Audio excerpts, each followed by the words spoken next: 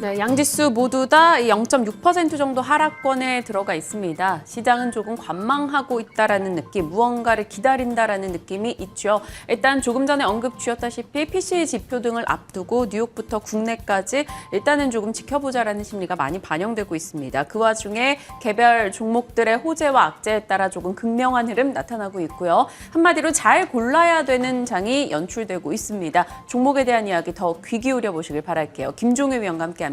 어서 오세요. 안녕하십니까? 네. 오늘 증권가 보고서에 따라 종목들이 조금 민감하게 반응을 보이고 있는데요. 긍정적 보고서가 나온 한 종목 보겠습니다. BGF 리테일이요. 6월 20일에 한국투자에서 목표가 23만 원으로 긍정의 리포트를 냈고 그 뒤로 좀 분위기 타는지 꽤나 좋았습니다. 오늘장도 키움에서 26만 원의 목표가 제시를 했는데요. 시간이 갈수록 좋은 흐름이에요. 지금 6% 이상 뛰고 있습니다. BGF 리테일에 대한 뷰 좀 전해주실까요? 네, 오늘 뭐 언급드릴 종목, 그다음에 최근에 제가 언급드린 대부분의 종목군들의 가장 중요한 포인트는 결국은 실적 시즌으로 들어오면서 결국은 이제 내일부터 7월 1일 그리고 조금 있으면 이제 실적 발표 시즌이 바로 눈앞에 다가왔잖아요. 네. 그래서 뭐 저는 뭐 PC 디플레이터 뭐 이런 거 중요하지만 더 중요한 것은 실적이라는 거죠. 2분기 지나간 실적이 뭐가 중요하냐? 중요하지 않지만 그럼에도 불구하고 2분기 실적 비교적 견조하게 버텨줬는데 주가가 너무 많이 빠진 것 빠르게 회복해야 되겠죠. 그다음에 2분기 실적은 뭐 그저 그럴 것으로 보이지만 3, 4분기 지금의 매크로 환경이라면 실적이 더 좋아질 거야. 이런 종목은 최근에 선택을 받겠죠. 대표적으로 그 종목이 바로 BGF 리테일이다. 그래서 GS 리테일 같은 경우에는 뭐 아시다시피 굉장히 그 안에 다양한 어떤 이 포트폴리오가 있지만 네. BGF 리테일은 거의 100% 편의점에 올인하고 있잖아요. 근데 편의점이 상대적으로 인플레에 견주할 수 있다. 오히려 수익성이 더 좋아질 수 있다. 소량으로 사고, 동네에서 사고, 그다음에 뭐 리오프닝과 관련된 그런 여러 가지 요인들 이런 것들이 반영되면서 오히려 BGF 리테일은 실적이 좋아질 수 있다. 그래서 작년 대비해서 실적이 좋아지고 하반기에도 실적이 나쁘지 않을 것 같은 종목에 최근에 기관들의 베팅이 늘고 있다라는 것이죠. 그래서 그런 관점에서 봤을 때 지금 BGF 리테일의 주가 반등을 이해하셔야 되고요. 현재 구간에서 지금 가격도 매력이 있느냐? 뭐 추가적으로 더 오를 것 같기는 합니다만 최근에 이제 시장 상황 자체가 워낙 뭐 불안하다 보니까 이렇게 단기 급등한 종목은 쉬어갈 가능성이 조금 높다라는 거죠. 그래서 뭐 지금 가격의 공격적인 매수보다는 주가가 약간 정체를 보일 때 아니면 지금처럼 이렇게 급하게 올라가다가는 언젠가 한번 분명히 크게 들이맞게 되어 있습니다. 그래서 네. 만약에 이제 못 사신 분이라면 다른 종목을 노리시기보다는 이 종목을 계속 지켜보시다가 이 종목이 언제쯤 이제 이 열기를 식힐지를 잘 살펴보시는 게 포인트다. 그다음에 만약에 이 종목이 시키지 않고 계속 이제 이렇게 간다면 이건 놓친 종목이 될 가능성이 높다. 이렇게 좀 말씀드리겠습니다. 네, 알겠습니다. BGF 리테일에 대해서 조금 디테일하게 전략을 채워주셨으니까요. 확인하시고요. 스튜디오 드래곤도 보겠습니다. 오늘 또 증권가 보고서가 나왔는데 삼성증권에서 목표가를 한 10% 정도 하향 조정을 했거든요. 그럼에도 불구하고 지금 5% 정도 올라갑니다. 내용을 들여다보면 뭐 어찌됐건 2분기 수익성은 개선될 것이다. 실적에 대해서 뭐 이런 내용도 들어가 있더라고요. 많이 한 4월부터 떨어져 있는데 스튜디오 드래곤은 기회일까요? 아니면 그냥 이건 봐야 되는 종목일까요? 네, 잠금 해제 시간에도 한 두어 번 정도 언급한 적이 있는 것 같은데요. 그때보다 주가는 많이 낮아진 상황입니다. 그런데 그 스토리는 변한 게 없죠. 지금 현재 구간에서 핵심 포인트는 뭐다? 플랫폼이 넓어지면서 실적이 넓어진다. 그러니까 실적은 당연히 숫자가 올라갔고 주가는 빠져버린 상황이니까 예전처럼 주가가 뭐 40배, 50배 이런 밸류는 이제 아니라는 거죠. 그래서 우리가 소위 이제 엔터테인먼트 종목군들 중에서 성장하는 종목군들의 거의 평균 PER 수준으로 내려와 있다. 네. 그러니까 2분기 실적도 좋아질 거고 하반기에 이제 그 품목이 늘어나는 양상이고 플랫폼도 늘어나는 양상이라는 거죠. 그래서 뭐 디즈니라든지 기존의 뭐 티빙에서 유통되는 것들 이런 여러 가지 유통 요인들이 증가하기 시작하면서 마진율이 올라갔다. 그래서 이것도 결국 실적은 증가했는데 주가는 급락했더라라는 거죠. 그래서 주가가 예전처럼 막 8만 원, 9만 원에 있었으면 이런 좋아지는 실적에도 불구하고 밸류가 좀 부담일 수 있었지만 지금은 실적은 좋아지면서 주가가 내려온 상황이기 때문에 이런 좋은 실적을 2분기에 만약에 우리가 실제로 맞이하게 된다면 시장은 좀 긍정적으로 평가할 가능성이 높다라고 보고 있고요. 그런 관점에서 일정 부분의 주가 반등은 저는 더 이어질 거다라고 보고 있습니다. 좋습니다. 스튜디오 드래곤에 대해서는 긍정의 시각 확인을 다시 한 번 더 해주셨어요. 오늘 올라가고 있는 두 종목에 대한 전략 챙겨봤고요. 이제 잔금 해제 종목 가겠습니다. 많은 분들이 궁금해하는 이 종목입니다. LG 에너지 솔루션 투자 축소는 눈물의 씨앗인가? 포인트 잡아보겠습니다. 투자 축소 영향 사실 이 소식이 나오고 나서 뭐 투자를 재검토한다라는 얘기 나오고 어제 2차전지 다 내려갔고 오늘 장에서도 아마 지수를 좀 끌어내리는 일부 영향일 텐데 증권가 곳곳에서 그래도 이거 큰 영향 아니다라고 이제 좀 위로의 목소리를 내놓고는 있거든요. 근데 약발이 없어요. 네, 뭐 제가 2차 전지 소재주들에 대해서도 계속 언급드렸던 핵심 포인트는 뭐냐면 이 뭐 성장하는 거 다 알고 투자하는 것도 다 알고 성장 스토리가 굉장히 강하기 때문에 이 시장에서 밀리지 않았고 잘 버텼다라고 말씀드렸는데 네. 그러면서 더불어서 한 가지 말씀을 더 드린 것은 성장 스토리가 중간에 한 번만 흔들리거나 실적이 한 번만 미스가 나도 좀 격하게 반응할 가능성이 높다. 밸류가 높기 때문에 그런 말씀을 드렸는데 약간 잡았다라는 느낌이에요. 기회를 매도의 기회를 이런 느낌으로. 뭐 그렇죠. 그래서 최근에 이제 약간 공매도도 좀 늘고 있는 것 같고요. 그래서 내용을 보시면 아시겠지만 그냥 지연시킨 거죠. 안 하겠다가 아니고 지연시킨 것에도 이렇게 주가가 민감하게 반응하는 것은 뭐 최근 시장 분위기 자체도 있습니다만 이들의 밸류 자체가 워낙 높은 상황이기 때문에 무언가 악재가 하나만 터져도 주가의 반응은 굉장히 크게 나타날 수밖에 없다. 반대로 뭐 호재도 마찬가지죠. 물론 LG 에너지 솔루션은 조금 억울한 측면이 뭐 있겠습니다만 다른 소재주에 비해서 많이 오른 것도 아니고 최근에 또 주가가 내려가고 있는 양상에서 또 악재가 터졌으니까 더 억울한 측면이 뭐 주가 수익률 측면에서 보면 분명히 뭐 있을지도 모르겠습니다만 핵심 포인트는 결국은 뭐냐?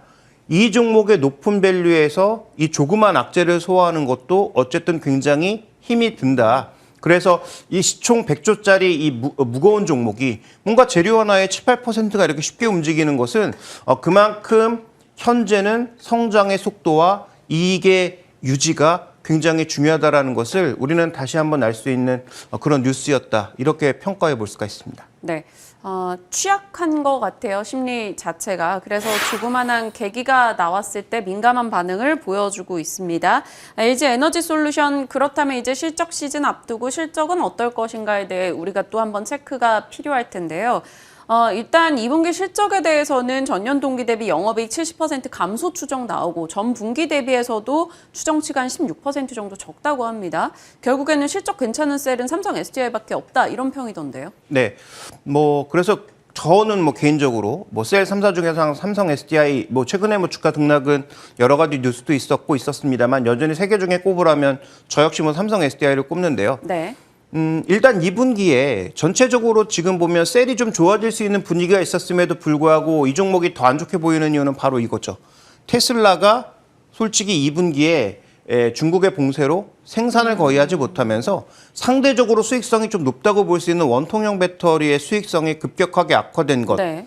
그다음에 다 아시는 것처럼 원재료 가격의 상승은 레깅돼서 반영되기 때문에 1분기가 굉장히 원재료 가격이 크게 상승했었는데 그런 어떤 우려가 실제로 실적의 숫자로 나타나는 것은 2분기라는 거죠. 그래서 이런 것들이 반영되면서 일단은 부정적이다라고 보여지는데 여기서의 포인트는 그럼 2분기 실적도 안 좋으니까 주가 더 빠지고 더 안 좋겠네가 아니죠. 하반기에 좋아진다면 2분기가 실적의 저점임을 확인해 준다면 오히려 저는 또 실적 발표의 시즌 자체가 단기적인 터닝 포인트가 될 가능성도 굉장히 높다고 보고 있습니다. 그래서 2분기 실적 핵심 포인트는 뭐 맨날 그 애널리스트들이 얘기하는 이게 수익률이 뭐 미들 싱글이니 뭐 로우 싱글이니 이게 중요한 게 아니고 과연 2분기가 바닥이고 하반기에 정말 올라가는 그림이 맞냐. 그 그림이 맞다라고 확인해 줘야 다시 높은 밸류가 가능하다라는 거죠. 물론 다 아시는 것처럼 7월 27일 수급에 한 번의 고비가 더 있습니다. 네. 한 4%가량의 물량이 또 풀리잖아요. 그래서 지금의 공매도는 어찌 보면 어제 나왔던 그런 뉴스 그다음에 어차피 물량이 나올 거라서 이를 미리 염두에 둔 그런 매도가 선행해서 나왔을 가능성이 있다라는 거죠. 그렇다면 이 종목의 실적 발표 시즌과 물량이 풀리는 그 시점인 7월 27일이 제가 보기엔 그렇게 멀지 않은 시점이라고 보고 있기 때문에 아마도 이 종목의 정확한 저점을 우리가 어딘지 가격으로 판단하기는 어렵지만 아마도 그 즈음에 나올 가능성이 좀 있지 않을까 이렇게 좀 봐야 될 것 같습니다. 그럼 대응 전략을 어찌 짜야 될까요? 7월 말경에 그 수급 이슈까지 조금 마무리될 때쯤 담아야 될까요? 만약에 신규 매수라면 그 즈음까지 기다려보시는 게 좋겠죠. 일단 이 종목의 전체적인 밸류가 굉장히 높게 형성된 것은 GM이라고 하는 납품처를 깔고 물론 그게 뭐 수익성이 좋든 나쁘든 그걸 떠나서 GM과 어차피 공장을 계속 지을 거고 테슬라와 함께 가고 있고 그다음에 유럽향 여러 가지 매출도 계속 늘어날 거야를 전제로 깔고 이렇게 높은 밸류에서 유지가 될 수 있는 것이죠. 그러면 이러한 밸류 자체를 계속 유지하기 위해서는 이러한 성장 스토리가 단 하나도 꺾이지 않고 계속 유지가 돼야 됩니다. 수익성도 뭐 일정 부분 유지가 돼야 되겠지만 더 중요한 것은 성장 스토리거든요. 근데 그런 성장 스토리 자체가 이어지지 못할 경우에는 오히려 주가가 조정받을 가능성이 있고 뭐 물론 실적 변화나 여러 가지 변수에 따라서 달라질 수는 있지만 LG 에너지 솔루션을 제치고 1위로 올라간 CATL의 지금 PR이 한 80배 정도 수준? 그런데 올해 추정 실적 기준에서 40만 원 정도의 수준이라면 LG 에너지 솔루션은 뭐 90배가 넘는 상황이거든요. 네. 그러면 그런 어떤 격차에 대해서도 시장이 계속 되물을 거기 때문에 왜 네가 더 비싸야 돼? 너는 왜 더 싸야 돼? 라는 어떤 그런 논리가 계속 오갈 것이기 때문에 결국 전략적으로는 방금 언급드렸던 것처럼 이런 것들을 우리가 좀 추정해 볼 수 있는 2월 실적 발표, 그다음에 7월 달에 수급이 좀 나올 수 있다고 우려가 되는 시점, 7월 말 정도의 시점까지 저점 매수는 좀 뒤로 미루시는 게 나을 것 같고요.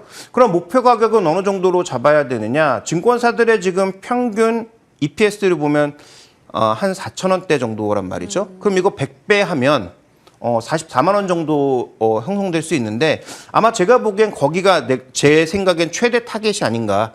그래서 이 종목이 59만 원, 9천 원인가 찍고 쭉 내려오고 나서 계속 반등 시도하다가도 44만 원, 45만 원에서 계속 걸리는 건 아마도 그 정도를 성장 밸류를 다 반영했을 때 최대치로 보고 있는 건 아닌가. 그래서 목표가가 지금 당장 그렇게 올라갈 수 있다는 게 아니고요. 제가 말씀드렸던 여러 가지 우려 요인들을 희석하면서 7월 말부터 반등을 시도했을 때 1차적으로 볼 수 있는 목표가의 한계는 올해 실적의 PER 100배 수준이라고 볼 수 있는 아마도 44만 원, 45만 원 정도가 되지 않을까 좀 이렇게 봐야 될 것 같습니다. 구체적으로 우리가 봐야 되는 관전 포인트 7월 말경에 있는 일정을 염두에 두고 계획을 세워보신다면 어느 정도의 가격 정도 목표로 삼아볼 수 있을지 얘기를 해주셨어요. LG 에너지 솔루션 확인을 해봤고요. 다음 종목 가겠습니다. 역시나 많은 개인 투자자들이 오늘의 흐름에 대해서 의문을 갖게 되는 종목이죠. 두산 에너빌리티 원전 최대 수혜주. 한 5거래일 동안 원전 관련한 종목 다 올랐습니다. 이 종목은 또 원전이기도 하고 풍력이기도 하고 건설, 바켓 뭐 다 안고 있는 종목이기도 하니까요. 첫 번째 포인트 넘겨보겠습니다.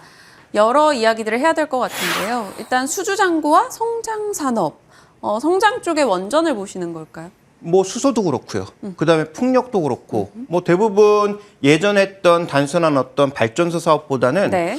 이런 성장산업 쪽에 포트폴리오를 옮겨가고 있다는 게 신포인트죠. 그래서 두산 에너빌리티를 지금 보시면 수주 잔고가 오히려 줄고 있는.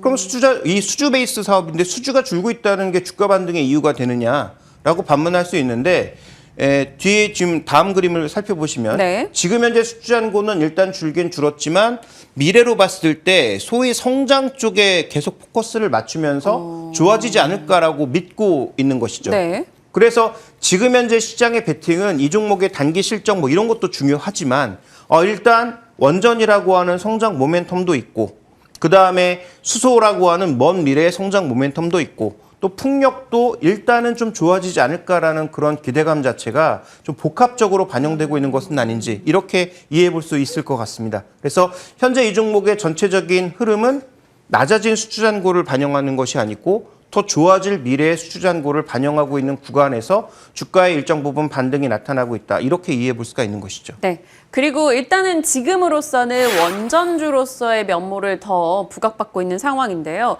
원전 ETF 출시가 28일에 두 종이 있었습니다. 그리고 그 추종 지수 안에 두산 에너빌리티가 다 들어갔기 때문에 단기 관심은 더 뜨거울 수 있다라는 기대가 있었거든요. 어찌 보세요?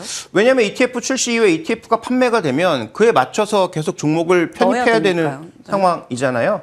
그래서 지금 이 두산 에너빌리티를 포함해서 관련 종목군들의 시총을 좀 보시면 우리가 소위 이제 더 민감하게 움직이는 그런 중소형주들의 시총은 굉장히 작고 그나마 이제 한전을 제외한다면 두산 에너빌리티의 시총이 12조가 지금 넘는 수준이기 때문에 이 종목의 시총이 그래도 가장 높아서 편입할 때 편입량, 그다음에 편입 강도 이런 것들이 제일 양호하게 유지가 될 수 있다는 것이죠. 이런 ETF가 어떻게 보면 출시 초기에 기관들이 물량을 확보하고 앞으로 또 흐름에 따라서 계속 담는 그런 분위기가 연출될 수 있다라는 관점에서 보면 저는 뭐 수급적으로는 이쪽 ETF에서 돈이 뭐 계속 빠져나가면 어쩔 수가 없지만 만약에 이제 기대감을 가지고 계속 돈이 들어오는 그런 모습을 보여준다면 저는 일정 부분 긍정적인 모멘텀이 있다라고 볼 수가 있겠고 시장이 지금 바라보는 그림은 미국이 설계하고 두산 에너빌리티가 제조하는 그런 형태로 지금 생각을 하고 있지 않습니까? 그래서 이 원전이나 이런 것들도 실제로 파운더리가 될 가능성? 그러면 두산이 원전 쪽에 파운더리 회사가 되지 않을까라는 어떤 그런 기대감?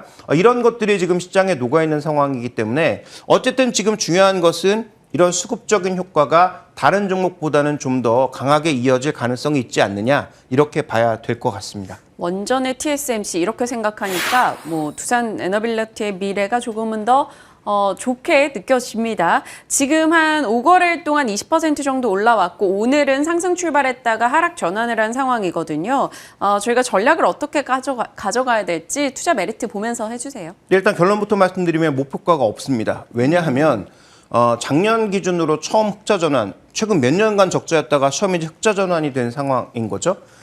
그래서 앞으로 이제 수익성은 잘 지켜봐야 될 것이고, 그 다음에 PB 관점에서는 여러 가지 기대감이 반영된 상황에서 비교적 높은 주가 형성되고 있습니다. 물론 이런 PBR의 상승은 유상증자에 따른 주식수 증가도 영향을 주었겠죠. 네. 그래서 어쨌든 역사적 밸류 상단 부분까지 올라왔다. 뭐 그게 증자가 이유가 됐든 어떤 이유가 됐든 밸류 상단으로 올라온 상황이기 때문에 여기서 아까 말씀드렸던 긍정적인 재료와 수급적인 부분이 더해지더라도 만약에 다시 뭐 이 종목의 그 재무 상태가 아주 그렇게 좋은 건 아니기 때문에 예전보다는 엄청나게 좋아졌죠. 그럼에도 불구하고 뭐 최상의 재무 상태를 보여주고 있는 것은 아니기 때문에 결국 그렇다면 현재처럼 금리가 올라가는 상황, 그다음에 지금 뭐 반도체나 2차 전지도 뭐 뻑하면 투자를 접거나 투자를 지연시키거나 하는 그런 상황에서 원전이라고 꼭 그러지 말란 법은 또 없는 것이죠.